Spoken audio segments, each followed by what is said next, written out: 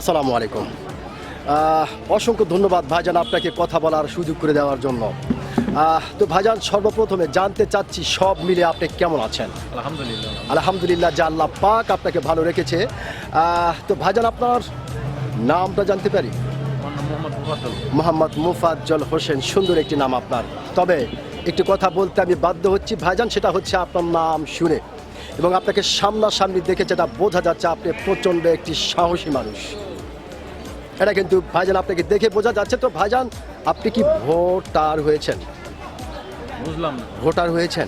হ্যাঁ, ভোটার হয়েছেন। কোন দেশের ভোটার আপনি হয়েছেন? বাংলাদেশ। বাংলাদেশের। অসংখ্য ধন্যবাদ যে আপনি বাংলাদেশের ভোটার হয়েছেন।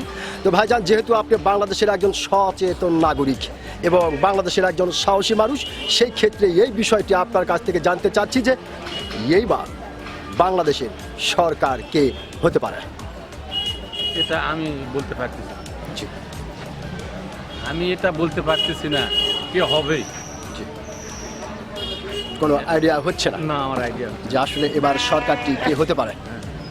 তার মানে আপনি হয়তো বা যেটা বোঝাতে চাচ্ছেন যে সঠিক একটি নির্বাচন হওয়ার পরে আমরা দেশের মানুষ জানতে পারবো যে কি দেশের সরকার হলো। অসংখ্য ধন্যবাদ আপনাকে। অত্যন্ত গুরুত্বপূর্ণ কথা এটি। আমি আশা করবো আপনার এই গুরুত্বপূর্ণ কথাটি বাংলাদেশের অনেক মানুষের কাছে গ্রহণযোগ্য হবে। অসংখ্য ধন্যবাদ আপনাকে।